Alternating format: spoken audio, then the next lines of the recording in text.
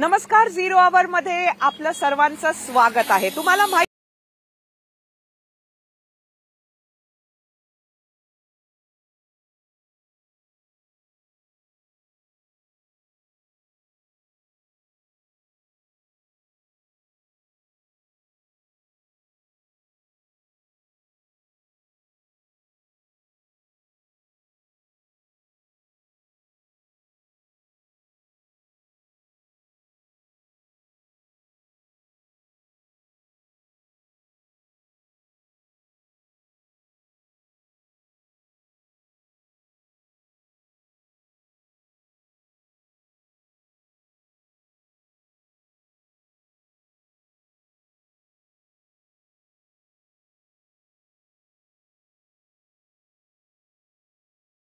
तर दुसरीकडे आहे राष्ट्रवादी काँग्रेसचे प्रफुल्ल पटेल।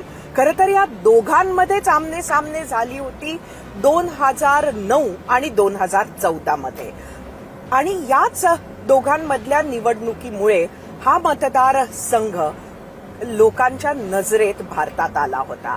आज विद्यमान खासदार सुनील मेंढे हे भारतीय जनता पक्षाचे इथले उमेदवार असले तरी प्रफुल्ल पटेलांचं रिपोर्ट कार्ड सुद्धा त्यावर अवलंबून आहे। तर दुसरीकडे प्रशांत पडोळे हे काँग्रेसचे उमेदवार आहेत। मात्र असं असलं तरी नाना पटोलेंच्या प्रतिष्ठेचा हा भाग आहे। त्यामुळे भंडारा लोकसभा मतदार क्षेत्रात जनता नक्की काय म्हणते। हा पहिला स्पॉट म्हणजे प्रसिद्ध पोहा गल्ली। नावावरूनच तुम्हाला कळलं असेल की इथे सकाळी सकाळी आपण बघू शकता प्रचंड गर्दी इथे आहे आणि ही सर्व मंडळी खास भंडाऱ्याला ही इथे पोहे खायला येते। पोहा आणि त्याच्या बरोबर शेव हा इथला नेहमीचा कार्यक्रम, त्याबरोबर तर्री, आणि ही पोहा तर्री खाता खाता या निवडणुकीत काय नक्की तडका आहे हे आपण जाणून घेऊया।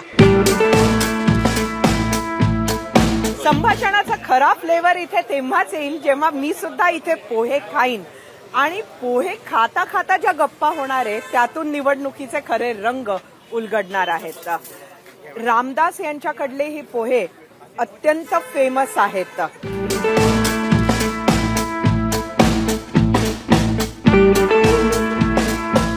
माहोल जोरदार आहे एकदम।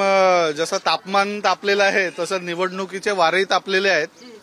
आणि भंडाऱ्यात आणि गोंदियात आमचे सगळे कॅन्डिडेट जे आहेत ते भंडारा शहरातले आहे, म्हणून भंडारा शहरातलं जे ट्रेंड आहे ते पूर्ण लोकसभेचे ट्रेंड सेटिंग राहणार आहे असं आम्हाला वाटतंय। भारतीय जनता पार्टीच्या सुनील भाऊ मेंढे यांचा जोर आहे। सध्या 2-3 दिवस पाऊस पडला मॅडम, तर पावसाचं वातावरण थोडा गारवा निर्माण झाला होता, पण आता कालपासून जशी उष्णता तापलेली आहे, ऊन तापलेली आहे, तर तेवढाच आता लोकांमध्ये उत्साह निर्माण झालेला आहे। नाना पटोलेंचा हा जिल्हा असला तरी त्यांचं जवळपास 25 वर्षापासून ते राजकारणामध्ये सक्रिय आहेत, पण भंडारा जिल्ह्यामध्ये त्यांचं एकही काम विकासाचं काम केलेलं नाही आहे। जेव्हापासून मोदी सरकार आलेली आहे तेव्हापासून विकसित भारत घडत आहे, आणि भंडारा शहरात, गोंदिया शहरामध्ये ज्या पद्धतीने विकास व्हायचं, केंद्र शासनाचे ज्या पद्धतीचे जे निध्या येत आहेत किंवा त्याचं आयोजन होत आहे त्या पद्धतीने आम्हाला असं वाटतं की हा नाना पटोलेचा नाही आहे, सुनील भाऊंचाच आहे, हा भारतीय जनता पार्टीचाच गड आहे। सुनील मेंढे साहेब रोज तिथं काहीतरी बोलतात आणि आमच्यासाठी भंडारा गोंदिया जिल्ह्यासाठी नेहमी जेवढे काम आणता येईल ते आणतात। आज तर त्यांच्यासोबत प्रफुल्ल पटेल असल्यामुळे आता काही विषयच नाही राहिला सुनील मेंढे साहेब निवडून न येण्याचा। मोदी किती महत्वाची आहे पूर्ण देशाला माहित आहे। फक्त मोदी आणि मोदीच पूर्ण देशाला पाहिजे, त्याच्याशिवाय दुसरा काही उपाय नाही आहे। तुम्हाला माहित आहे जर मोदी नसेल तर काय होणार आहे। आजपासून 2010च्या मागे तुम्ही बघून बघा की काय झालं, आणि 2014 नंतर काय झालं। मोदी एवढा आवश्यक आहे की येणाऱ्या दिवसामध्ये आपल्याला येणारे 25 वर्ष अजून मोदीच पाहिजे। हे बघा, नाना पटोले या ठिकाणी निश्चितच आपलं एक वजन ठेवतात आणि प्रदेशाध्यक्ष आहेत काँग्रेसचे, आणि तुम्हाला माहीत असेल की या ठिकाणातली जी लढत आहे म्हणजे एवढी सोपी नाही आहे। आपण बघितलं असेल की राहुल गांधीची सभा असेल किंवा मग इकडे अमित शहांची सभा असेल, तर दोन्ही ठिकाणी ज्या पद्धतीचं क्राऊड या ठिकाणी होतं, म्हणजे या ठिकाणी संघर्षमय परिस्थिती आहे। आपण ही निवडणूक एकतर्फी असं म्हणता येणार नाही. मागच्या 10 वर्षात जे विकास कामं झालेली आहे आमच्या मतदारसंघामध्ये, भंडारा गोंदिया लोकसभा क्षेत्रामध्ये, हे आजपर्यंत झालं नव्हतं. तेवढं डेव्हलपमेंट या 10 वर्षात झालं आहे. त्याच्यामुळेच सर्वांचं हे मत आहे. सर्वजण मोदीजींच्या सोबत त्याचसाठी आहेत. यांनी स्वतःच फक्त विकास केला आहे आणि जनतेच्या कोणत्याही प्रकारचा विकास झाला. तुम्ही झेंडा आपला गांधी चौकात येऊन बघा, यांनी 1 करोडच्या आसपास एक झेंडा तयार केला. काय असतं त्या झेंड्याच्या? झेंडा नाही आहे, फक्त दंडा उभा आहे. झेंडा कुठे गेला? त्यांनी सांगावं ना मला की विकास कुठे गेला. जोर कोणाचा आहे? मोदीच्या जय मोदीच्या. मोदीचा आहे. जोर कोणाचा आहे? लोकशाहीच्या. तुम्ही काय सांगाल? काय जोर आहे? कोणाचा पारडं जास्त भारी आहे? मोदी. नवमतदार आहात? मतदान करणार आहे? हो. पहिल्यांदा करणार आहे? हो. मग कोणाचा जोर आहे? कोणाला? मोदी सरकार. मोदी सरकार. मोदी सरकार. मोदी सरकार. का बरं मोदी? तुम्हाला का मोदी आवडतात? विकास बहुत आहे. विकास म्हणजे काय? देश आता आघाडीवर झाला, पहिल्यासारखा नाही राहिला. तुम्ही कशाला मोदींना तिने आम्हाला टॅब वगैरे परत फ्री दिला. शिक्षण पैसे मिळत आहेत शिक्षणासाठी. आता बोनस मिळाला शेतकऱ्यांना. आम्हाला काय सांगणार? तुमच्याकडे कोणाचा जोर आहे निवडणुकीत? भारतीय जनता पार्टी आणि मोदी सरकारचा जोर आहे. म्हणजे शेतकऱ्यांसाठी यांनी भरपूर काही केलं. महाराष्ट्र सरकारने पीक विमा 1 रुपयामध्ये देण्याचा जो निर्णय घेतला तो महत्वाचा होता. पण किसान सेलचे काँग्रेसचे अध्यक्ष राहिले राष्ट्रीय स्तराचे नाना पटोले, ते तुमच्या जिल्ह्यात आहेत. त्यांनी काही केलं नाही. त्यांनी काही लक्षच दिलं नाही शेतकऱ्यांकरता. त्यांनी फक्त पिंडी घेऊन मोर्चा काढायचा हाच एवढा विषय ठेवला होता. भाजप की काँग्रेस? काँग्रेस. जोर कोणाचा आहे? भाजप की काँग्रेस? जोर कोणाचा आहे? भाजप. अच्छा, जोर कोणाचा आहे? भाजप की काँग्रेस? जोर कोणाचा सुरू आहे? नरेंद्र मोदी साहेब. नरेंद्र मोदी. अच्छा, जोर कोणाचा आहे निवडणुकीत? भाजप की काँग्रेस? भाजप. जोर कोणाचा आहे निवडणुकीत? पंजाब. गोंदिया लोकसभा मतदार क्षेत्रातलं हे आहे बंडूभाऊ तानाजी बारापात्रे भाजी मार्केट. याला BTB मार्केट म्हणतात. आणि आज सकाळी आपण बघू शकता इथे प्रचंड प्रमाणामध्ये दोन्ही जिल्ह्यातील भाजी फळ विक्रेते आलेले आहेत. आणि त्यामुळे नक्की जिल्ह्याचा मूड काय आहे हे जर समजायचं असेल तर ही मंडळी इथे आपल्याला ते नक्कीच सांगतील. निवडणुकीचा जोर तुमच्या जिल्ह्यात आहे. कोणाचा पारडं भारी आहे? काँग्रेस की भाजपा? काय सांगाल? काँग्रेस. भाजपा.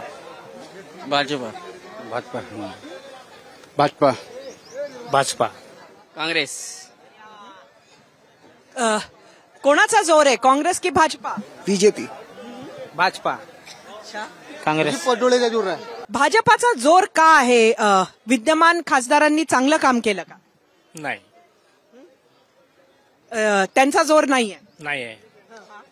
नाही 5 वर्ष दिसलीच नाही. नाही, आमच्या गावाने 5-6 वेळा आले ते पटाची बैल खेळण्यासाठी. संघपट त्यांच्या आता उद्घाटन झाला बैलाला आणि त्याच्यापासून त्यांना पटाची सुरुवात झाली. भाजपाचा जोर जास्त आहे इथं. आणि केंद्र सरकारने शेतकऱ्यांकरिता खूप साऱ्या नवनवीन योजना लागू केलेल्या आहेत. आणि काय शेतकऱ्यांना आतापर्यंत केंद्र सरकारमार्फत 19 हप्ते शेतकरी सन्मान निधीच्या माध्यमातून दिलेले आहेत. 19 हप्त्याच्या माध्यमातून 38,000 रुपये शेतकऱ्यापर्यंत पोहोचले आहेत. परंतु काही लोक आहेत त्यांना समजत नाही. खासदार महोदय चांगला काम केलं आहे त्यांनी बी. थोडे बहुत कुठं नाही कुठं कमी असते, पण शेतकऱ्यांच्या प्रमुख समस्या आहेत त्या समस्यांकडे सरकारला लक्ष देण्याची. तुमच्या जिल्ह्यामध्ये 2 दिग्गज नेते आहेत. एक प्रफुल्ल पटेल आणि एक नाना पटोले. दोघांचं कसं काम आहे जिल्ह्यासाठी? नाना पटोले यांच्या बाबतीत तर काही बोलूच नका. ते भाजीचा जोरदार आहे. भाईजीने जे कामं केलं आहे ते अनेक नेत्यांनी नाही केलं आहे. मोदी आहे म्हणून बीजेपीला लोक व्होट देऊन राहिले मोदीच्या नावावर. नाही तर सुनील मेंढेनं काहीच नाही केलं 5 वर्षात. मोदीच्या नावावर चालून राहिले तर, नाही तर 5 वर्षात दिसलेच नाही. मॅडम, या सरकारने शेतकऱ्यासाठी काय नाही केलं. रोड रस्ते शेतकऱ्यांना सबसिडी दिली, ड्रीपवर सबसिडी, मल्चिंगवर सबसिडी, रोड रस्ते दिले, काय नाही दिले हे सांगाय सरकारने, कुठं कमी नाही पडलेली आहे. म्हणून तुम्ही या सरकारलाच परत निवडून द्या. हो, आमचं तर व्यक्त हीच आहे. मोदी सरकारला द्यायचं. फुल मोदी.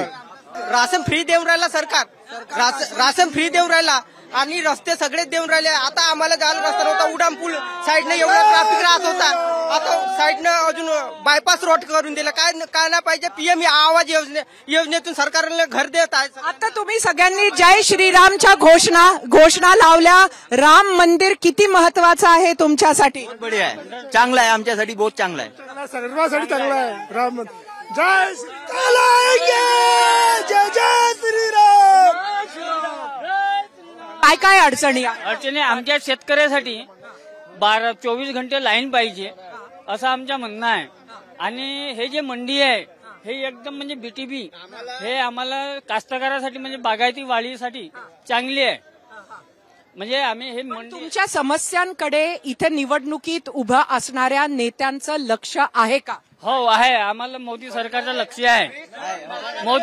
मोदीच्या लक्ष आहे मॅडम. भंडारा जिल्हा हा धान उत्पादन जिल्हा आहे. भंडारा जिल्हा हा धान उत्पादन जिल्हा आहे. जेव्हा शेतकऱ्याचे धान निघतात त्याच्या 15 दिवसाच्या अगोदर धान केंद्र सुरू व्हायला पाहिजे. ही शेतकरी धानाचा शेतकरी आहे. ज्या पद्धतीनं 40 किलो घ्यायला पाहिजे होते ते 42 अतिरिक्त घेऊन राहिले कास्तकाराकडून. म्हणजे 2 किलो अतिरिक्त घेऊन राहिले. म्हणजे खासदार साहेब का करून राहिले याच्यावरती? पण हे तुमच्या खासदारांनी केलं नाही असं तुमचं म्हणणं नाही? करायला पाहिजे होतं. सन्मान निधी देण्यापेक्षा आमच्या बेरोजगारांना रोजगार द्या, रस्ते बनवा.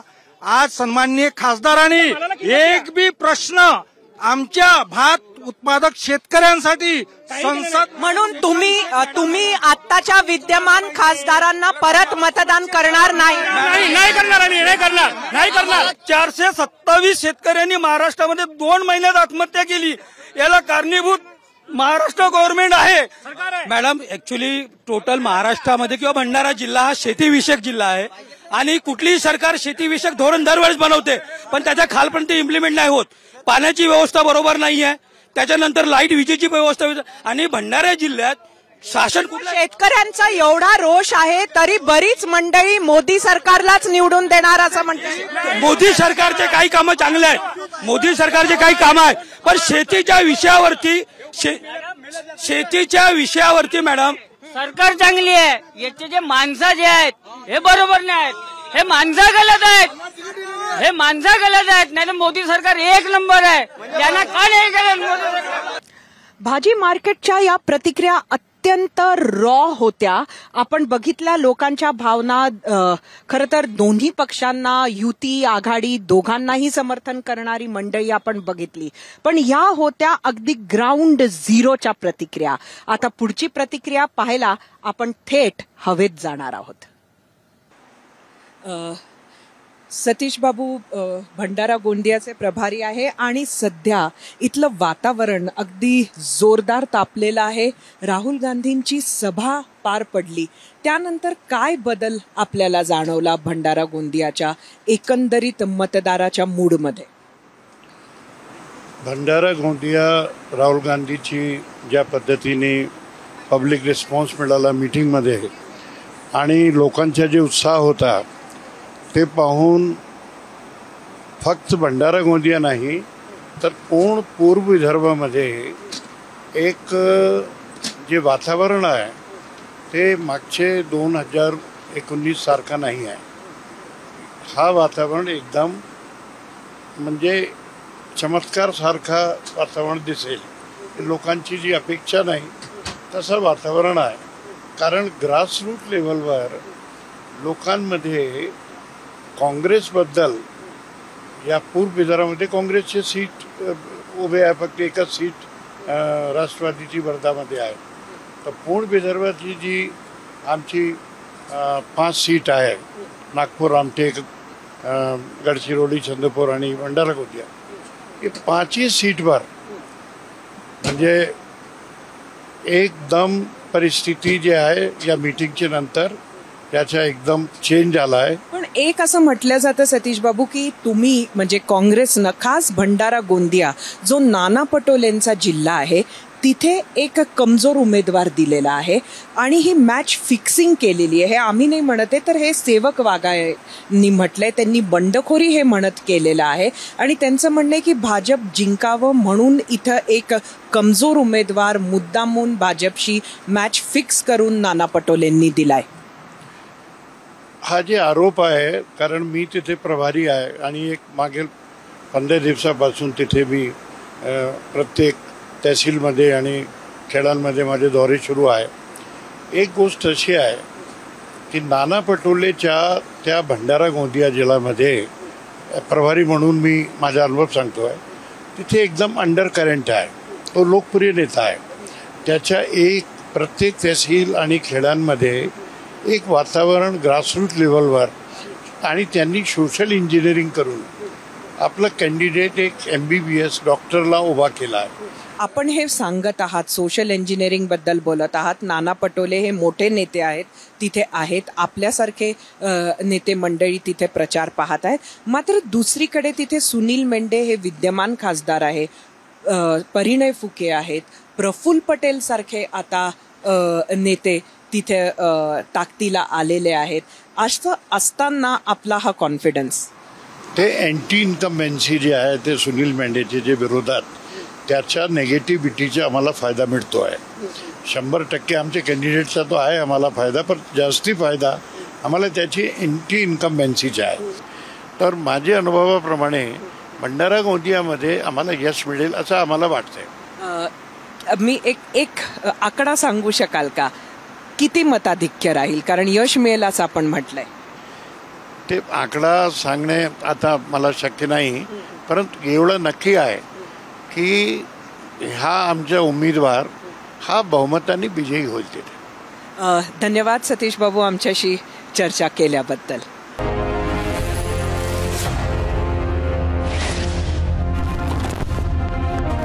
आपल्या बरोबर सुनील मेंढे आहेत, भारतीय जनता पार्टीचे विद्यमान खासदार आहेत आणि आजचे उमेदवार सुद्धा आहेत.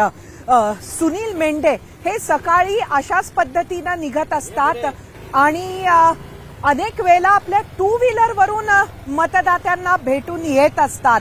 प्रचार तर नेहमीसारखा होतच असतो, पण म्हणूनच आम्ही विचार केला की आज त्यांना त्यांच्याच 2 व्हीलरवर पकडावं. सुनील भाऊ, हा एक तुमचा प्रवास वेगळा राहिलाय. एक कार सेवक राहिले आहात तुम्ही आणि बजरंग दलाचे अध्यक्षही राहिले आहात इथले. इकडनं खासदारापर्यंत आणि परत एक निवडणूक, काय सांगाल? निश्चितच मला कधी स्वप्नातही वाटलं नव्हतं की मला राजकारणात येऊन खासदारपर्यंतची उंची गाठता येईल. एक सर्वसामान्य स्वयंसेवक म्हणून माझ्या जीवनाला सुरुवात झाली. सामाजिक जीवनाला टप्प्याटप्प्याने संघाने दिलेल्या जबाबदाऱ्या, मग ती बजरंग दलाची जिल्हा प्रमुखाची असो की विश्व परिषदची प्रांताच्या कार्यकारिणी असो की संघाच्या जिल्हा कार्यकारिणीतली कामं असोत, ही करत करत मी नंतर परत या सोशल वर्गात काम सुरूच होतं. एक मुळात पिंडच आमचा जनसंघापासून वडिलांपासून तो पिंड होता. त्यामुळे ही समाजसेवा, सोशल वर्क किंवा इतर सगळ्या कामामध्ये लक्ष असणारं असं माझं कुटुंब आहे. त्यामुळे हा मुळात मला सगळ्यांना असा वारसाच असा लाभलेला आहे की बा आपण सामान्य लोकांमध्ये मिसळून सामान्य लोकांची कामं करत राहिली पाहिजे. एकदा तुम्ही निवडणूक निवडून आलात आणि चांगल्या मताधिक्यानं निवडून आला होतात.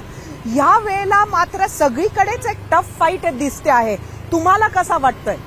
नाही, निश्चितपणे बघा, मी सुरुवातीला म्हटलं, आधी सांगितलं स्वयंसेवक आणि बाकीच्या कामात मी इकडे आलो.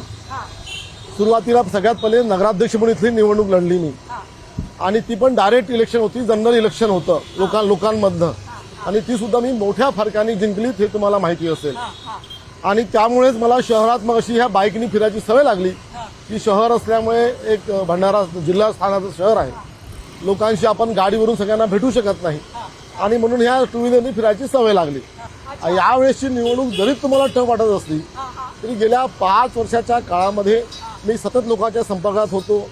इव्हन करोना काळात सुद्धा मी तुम्हाला एकुलता एक असा खासदार असेल जो ग्राउंड लेवलला प्रत्येक दवाखान्यात जाऊन एका याच्या आपल्या कामात जाऊन मध्ये मध्ये कुठेही लोकांना पेशंटवर घेऊन जाणं, मी या टू व्हीलरवरती ऑक्सिजनचे हंडे नेवले लोकांना नेऊन दिले आहेत. हे सगळं मूळ असल्यामुळे माझ्या इनोवामध्ये मी सिलेंडर नेऊन दिलेला आहे डॉक्टरकडे. ही सगळं मुळात जी ज्याला म्हणतात की बा समाजसेवा म्हणा किंवा जो पिंड आई वडिलांचा वारसा, त्यानंतर संघाचा वारसा, त्यामुळे सगळं मुळात हे आलं आहे.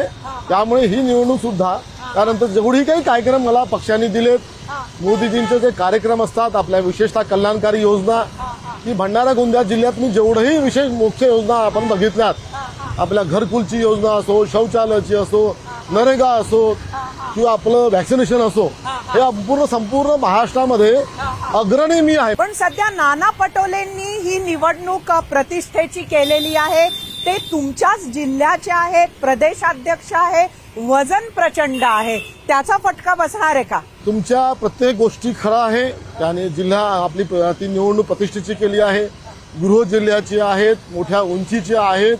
परंतु आम्ही प्रामाणिकपणे जनतेशी कामं केली आहे. आदरणीय मोदीजींनी गेल्या 10 वर्षात ज्या पद्धतीने सर्वसामान्य शेतकरी, शेतमजूर, गरीब, आपला महिला, युवा यांच्यासाठी जी कामं केलेली आहेत, त्याची एक वेगळी छाप लोकांवरती आहे आणि ती कामं पूर्ण लोकांपर्यंत पोहोचण्याचं प्रामाणिक काम मी गेल्या 5 वर्षात केलेलं आहे. प्रफुल्ल पटेल हे मात्र आता तुमच्या बाजूने आलंय. हे समीकरण तुम्हालाही खूप वेगळं असेल. अनेक वर्ष तुम्ही त्यांच्या विरोधात काम करण्यात घालवली असताना हा अनुभव कसा वाटतोय? निश्चितच मागची निवडणूकच मी त्यांच्या पक्षाच्या विरोधात लढवली आणि त्यांच्याच उमेदवाराला, त्यांचं माजी राज्यमंत्री यांना मी पराभूत केलं होतं साधारणतः 2 लाखाच्या मताने. आणि आता तो मला एक चांगला सुखद धक्का म्हणता येईल की त्यांची समर्थ साथ आणि पूर्ण शक्तीनिशी ते माझ्या पाठीशी उभे आहेत आणि स्वतःच्या निवडणुकीसारखी आपल्या गावोगावी जाऊन, तालुका लेवलला जाऊन, त्याच्याशी खाली उतरून त्यांनी सभा, लोकांचे मेळावे, आपल्या कार्यकर्त्यांना पुरस्कृत करण्याचं काम त्यांनी सुरू ठेवलं आहे. त्यामुळे एक मोठी साथ मला निश्चितपणे त्यांची आहेच. राहुल गांधी यांच्या सभेनंतर इथे वातावरण काँग्रेसच्या बाजूनं बरंच बदललं. लोकांमध्ये एक नवीन ऊर्जा काँग्रेससाठी निर्माण झाली असं सतीश चतुर्वेदी सांगतात. प्रभारी आहेत ते. मला अजिबात वाटत नाही. त्यांच्या सभेतलं तुम्ही संपूर्ण भाषण ऐकलं तर नेमकं त्यांना लोकांना काय संदेश द्यायचा होता हेही मला निश्चित झालं नाही. मी ते युट्यूबवर ऐकलं. एवढंच नव्हे, त्यांचा जो उमेदवार आहे ज्याच्याकडे ते आले होते तो उमेदवार मागच्या ओळीत होता, त्याचं त्यांनी नावही घेतलं नाही, त्याची ओळखही करून दिली नाही. लोकांना मतं मागितल्याचं सुद्धा कुठे दिसत नाही. त्यांनी नेमकं भाषणात काय त्यांना साध्य करायचं होतं त्याचा नीट बोध मला तर झाला नाही, लोकांना तो झाला नसावा. त्यापेक्षा आमचे अमितभाई शहा जेव्हा आले त्यांच्या दुसऱ्या दिवशी त्या सभेमध्ये जो लोकांमध्ये जिवंतपणा होता आणि लोकांशी त्यांनी ज्या पद्धतीने संवाद साधला, निश्चितच त्याच्यापेक्षा मोठी सभा, ताकदीची सभा नुसतं आमच्या अमितभाई शहांनी फक्त आमच्या भंडारा गोंदिया लोकसभेकरता घेतलीत. स्वतः देवेंद्र फडणवीस यांनी स्वतः माझ्याकडे आतापर्यंत 3 सभा घेतल्यात. आजची 4थी सभा त्यांची पण आहे.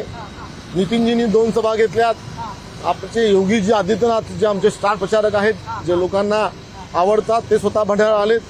या सगळ्या लोकांचा मला निश्चितपणे फायदा होईल. धन्यवाद सुनीलजी, तुम्ही आमच्याशी बोललात आणि खास आपल्या या बाईक राईडवर आम्हाला नेलत असं मी म्हणेन. येणाऱ्या तुमच्या निवडणुकीसाठी खूप खूप शुभेच्छा.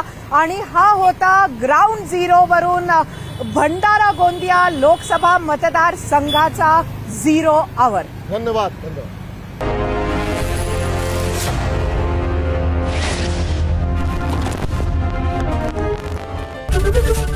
एबीपी माझा, उघडा डोळे बघा नीट.